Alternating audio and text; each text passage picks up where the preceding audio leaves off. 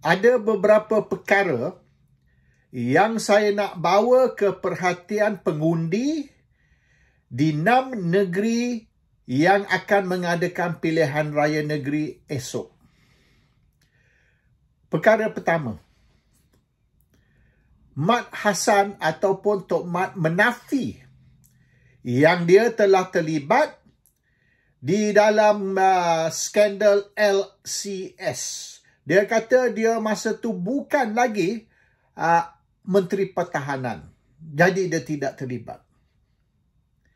Kita tidak kata semasa dia terlibat di dalam skandal LCS yang dia Menteri Pertahanan.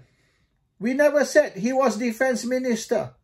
Kita cuma kata Tok Mat terlibat di dalam skandal LCS. Kita tak kata dia terlibat di dalam skandal LCS semasa dia Menteri Pertahanan. No. Yang dia menafikan penglibatan dia atas alasan he was not the Defence Minister. Ni apa hal? Dia nak cuba confuse. Maknanya saya bukan Menteri Pertahanan semasa projek itu dimulakan, maka saya tidak terlibat. Memang dia bukan Menteri Pertahanan semasa itu. Projek itu dah lebih dari 10 tahun. Dia terlibat melalui syarikat dia MTU Services. Kita tidak kata dia Menteri Pertahanan. Jadi yang dia menafikan dengan memberi alasan saya bukan Menteri Pertahanan ni apa hal? We know he was not the Defence Minister. We said he's involved in the scandal. Tak kena-mengena dengan jawatan dia sebagai Defence Minister. Dia terlibat di dalam mendapat kontrak beratus-ratus juta MTU Services dan 100 juta lebih dia terima bayaran tanpa kerja dibuat. Dan pada tahun 2019 dia telah jual saham dia di dalam syarikat. Apabila UMNO Barisan Nasional jatuh dan Mahathir ambil alih sebagai Perdana Menteri Pakatan Harapan, dia cepat-cepat jual saham dia sebab dia tahu sekira satu siasatan dijalankan, dia habis. He's gonna be dead. So he sold his shares. Dia jual saham dia dengan harga 12 juta. 51 juta nilai saham, dia jual 12 juta. Dia bayar stamp duty 155,000. Dokumen tu kita sudah publish dalam Malaysia Today. You can go to Malaysia Today and see the transfer document. Surat dari lembaga hasil dalam negeri. It's all there. The documents are there. Cuma IC number dia kita padam. Nama dia ada. So Tok Mat ni bohong. Tok Mat is lying. Alasan dia, I was not Defence Minister. So what? We know you were not Defence Minister. Tapi tidak bermakna you tidak terlibat. You terlibat. Terlibat dengan salah guna kuasa, mendapat kontrak tanpa board approval, ya, without board approval. Maknanya lembaga pengarah pun tak tahu yang MTU Services tu dapat kontrak dan bayaran diterima tanpa buat kerja. I mean, that one is clear. Dokumen ada, report ada. Ini sudah boleh katakan close case. So Tok Mat is guilty and Tok Mat bohong. Dia kata kita character assassination. No. Ini amar ma'ruf nahi mungkar. Kita mendedahkan kemungkaran, kita dedahkan rasuah, kita dedahkan salah guna kuasa. Dia punya defense, I was not the Defence Minister. Ya, so what? So, itu satu kes. Satu lagi kes. Saifuddin Nasution hari ini mengaku matlamat mereka mengambil alih Kedah ialah supaya mereka boleh exploit REE bernilaian 100 bilion. 100 billion REE. So, sehari selepas Anwar Ibrahim dilantik sebagai Perdana Menteri Malaysia tahun lepas, sehari selepas tu mereka buka pejabat. Pejabat tu dibuka oleh kawan baik Anwar, milioner dari Indonesia, jutawan dari Indonesia. Dia buka syarikat dan Anwar bawa milioner tersebut dari Indonesia menghadap Sultan Kedah. Memang dia orang dah plan. The day Anwar became Prime Minister, dia orang dah plan nak rompak Kedah. 100 bilion REE itu. Pergi menghadap Sultan Kedah, buka pejabat sehari selepas tu. Dan hari ni, Saifuddin Nasution mengaku. He admit. Matlamat dia sekira mereka menang pilihan raya negeri Kedah besok, tomorrow, mereka akan exploit REE. REE tu 100 billion. Dan 100 billion tu mereka akan buka syarikat dan beri kepada yang Puak Indonesia tadi ni, joint venture. Banyak mana commission boleh dapat PKR ataupun Pakatan Harapan. They are expected to earn dari segi dia punya profit sharing lah, their share of profit. PKR atau Pakatan expected to earn 10 billion. 10 billion. Mereka akan dapat. Ini diorang punya loan. So 10 billion tu cukup untuk nak finance PRU 16 4 tahun lagi ni.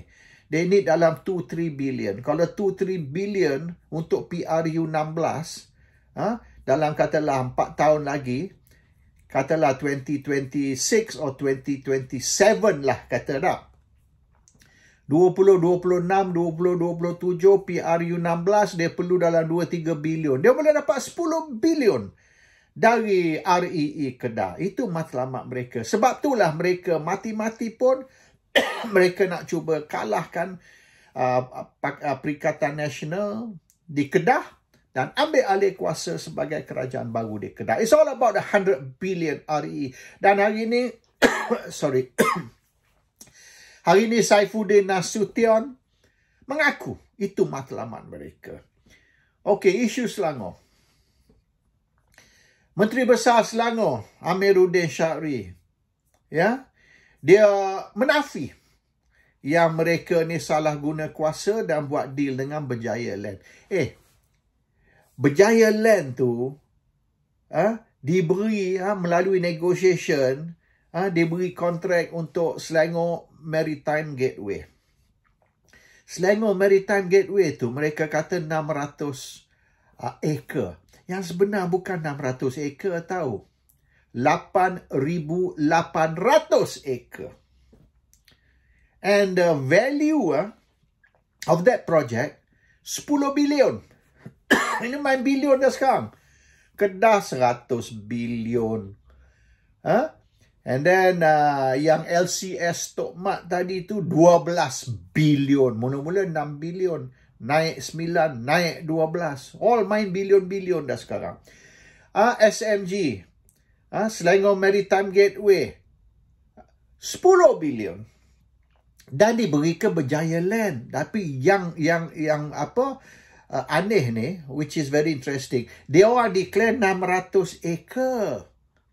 Tapi sebenar 8,800 acre. Bukan 600 acre. Ini Amiruddin Syari tipu, bohong. 8,800, bukan 600. Dan mereka nak pindah milik tanah tu kepada syarikat Landasan Lumayan Sendirian Berhad, LLSB. Mereka nak pindah milik tanah hak kerajaan kepada syarikat. Bermaknanya, syarikat tu akan dapat 8,800 acre free of charge. Free. Tak payah bayar 1 sen. And tanah tu akan digadai kepada bank. Digadai kepada bank untuk mendapat pinjaman. Bermaknanya, Berjaya Land tak keluar 1 sen. Not 1 sen. Berjaya Land akan dapat 55% dari saham syarikat. Kerajaan Selangor melalui MBI lah, Menteri Besar Incorporated, dapat 45%. So the state will get 45%. Berjaya Land will get 55%. Okay. Tanah tu diberi free kepada syarikat. Tak payah bayar. Dan tanah tu digadai ke bank. So, Berjaya Land tak keluar 1 sen. Berjaya Land dapat ni pinjaman dari bank untuk mengendalikan. So, which is more interesting ni, Berjaya Land ni nak bankrupt actually. Berjaya Land ni sudah rugi hampirlah 1 bilion dalam beberapa tahun ni. Almost 1 billion.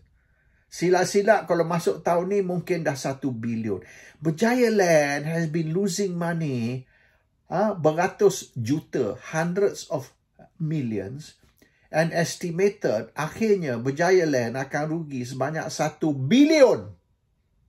So Berjaya Land technically bankrupt sebab kalau you rugi sampai beratus-ratus juta ataupun katalah 1 bilion you rugi, tapi saham you tak sampai banyak tu. So technically is bankrupt Berjaya Land sebab dia punya kerugian lebih dari dia punya paid up capital. Apabila kerugian you melebihi paid up capital, ini bermakna you are technically a bankrupt company. So Amiruddin Syahri bagi projek ni kepada company yang boleh dianggap sebagai company yang nak bankrupt. And then you beri pula tanah kerajaan kepada LLSB tadi, free.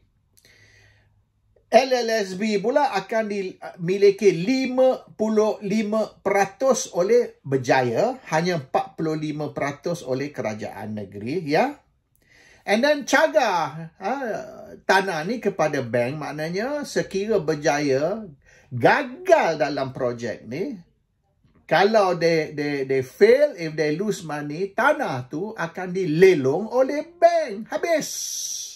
The land is gone. And Berjaya ni dengan dia punya tiap-tiap tahun, berapa tahun dah dia rugi tiap-tiap tahun, and then dia buat projek dekat Vietnam dah. Lebih dari 10 tahun dulu. Projek tu gagal.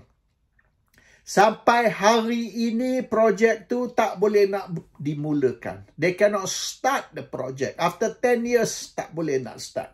Berjaya tak ada duit nak start projek kat Vietnam. Akhirnya Berjaya terpaksa abandon projek Vietnam tersebut.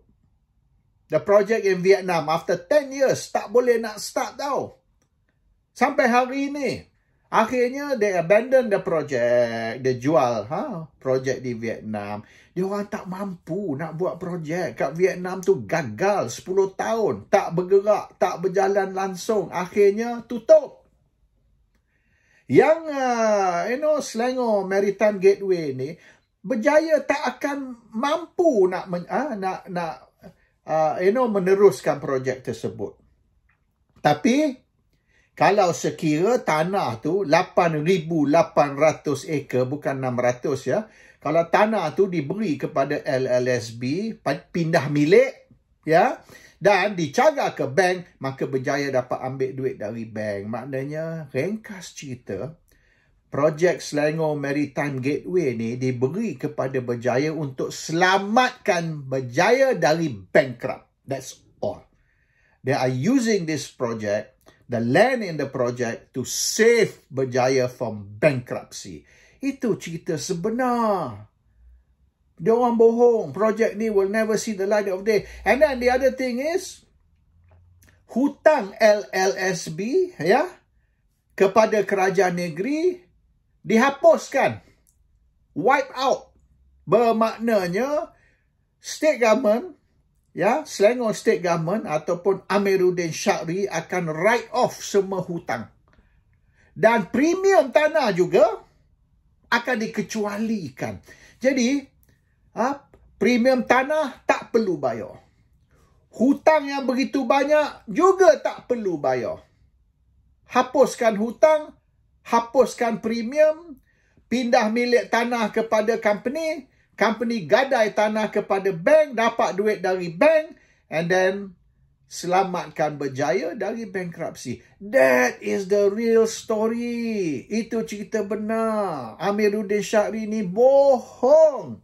Kononnya projek ni nak bangunkan Selangor. No. Projek ni bukan untuk bangunkan Selangor. Projek ni untuk selamatkan Berjaya dari bankrupt. Itu cerita benar. Okey, perkara yang keempat. Terengganu dan Kelantan. Anwar janji Sabah Sarawak, royalti minyak akan dinaikkan dari 5% ke 20%. From 5 to 20%. Ini janji Anwar kepada Sabah Sarawak. Sekiranya Sabah Sarawak, sekali dengan of course Barisan Nasional, menyokong Anwar membentuk kerajaan yang dipanggil kononnya kerajaan madani atau kerajaan perpaduan dan macam-macam. So Sabah Sarawak akan sokong Anwar jadi Perdana Menteri dan akan sokong Pakatan membentuk kerajaan madani atau kerajaan perpaduan. Balasannya, Anwar akan naikkan royalti minyak dari 5% ke 20%. Itu balasan dia, the reward for Sabah Sarawak. Tapi sekira Anwar hari ini naikkan royalti minyak dari 5% ke 20%, dia kena buat juga untuk Terengganu Kelantan. Sebab Terengganu Kelantan satu agreement dengan Sabah Sarawak. You tak boleh naikkan royalti minyak ke 20% untuk Sabah Sarawak tanpa juga naikkan royalti minyak Terengganu Kelantan. Dan Anwar tak mau. Kalau Terengganu Kelantan dapat royalti minyak sebanyak 20%, maknanya Terengganu Kelantan dalam kata berapa tahun ni akan dapat 2-30 bilion. 20-30 billion. So Anwar hold back. Sabah Sarawak ni duduk tekan. Bila lagi ni? Hari tu awak kata kita sokong awak bentuk kerajaan. Kalau kita sokong awak jadi Perdana Menteri, awak akan naikkan royalti minyak ke 20%. So bila nak buat ni? So Anwar ni terdesak. Dia kena terlebih dahulu rampas kuasa di Terengganu Kelantan. Dan apabila sudah rampas kuasa di Terengganu Kelantan, maka Terengganu Kelantan di bawah Pakatan Harapan, barulah dia boleh naikkan royalti minyak Sabah Sarawak yang akan include juga Terengganu Kelantan. So Sabah Sarawak, Terengganu Kelantan, 4 negeri akan dapat increase royalti minyak dari 5% ke 20%. Tapi hanya boleh buat selepas ataupun sekiranya Pakatan Harapan boleh rampas kuasa di Terengganu dan Kelantan. So, Anwar ni is desperate. Dia tak boleh delay lama sangat. Kalau Anwar delay lama sangat, tak naikkan royalti minyak dari 5% ke 20%, Sabah Sarawak mungkin merajuk. Dan kalau mereka merajuk, mereka keluar dari kerajaan, maka kerajaan Anwar akan collapse. Jatuh. Kerajaan Anwar tak boleh tahan sebab UMNO pun bukan strong sangat. Silap-silap UMNO collapse. Apabila UMNO collapse dulu, Sabah Sarawak nampak, okey, so kerajaan Anwar ni sudah lemah. Sebab UMNO ni dah collapse. Maknanya Sabah Sarawak kata, okey, kita bagi awak kata 30 hari. Kalau awak tak naikkan royalti minyak dalam masa 30 hari, kita akan keluar dari kerajaan. That's the end of Anwar. That's the end of Pakatan Harapan. Mereka tak boleh tahan sekiranya Sabah Sarawak keluar. So now the problem is, dia terlebih dahulu kena rampas kuasa di Terengganu Kelantan, naikkan royalti minyak 20%, Sabah Sarawak kekal di dalam kerajaan, dan royalti minyak untuk Terengganu Kelantan oleh kerana terpaksa naik juga. Tapi oleh kerana Pakatan Kontrol Terengganu Kelantan, they don't worry about duit tu akan jatuh ke tangan pembangkang. It's all about royalti minyak. Terengganu Kelantan estimate 2-30 bilion dalam this term. Dan sekira besok lah, Pakatan Harapan gagal rampas kuasa di Terengganu Kelantan, Anwar is in deep shit. Apa Anwar nak buat? Dia nak naikkan royalti minyak, Terengganu Kelantan pun akan dapat. Dia tak mau naikkan royalti minyak kerana Terengganu Kelantan di bawah pembangkang. Sabah Sarawak mungkin merajuk dan akan pull out dari kerajaan. Dan sekira Sabah Sarawak pull out dari kerajaan, kerajaan Anwar ni tidak akan tahan sampai cukup tahun. Itu cerita dia lah.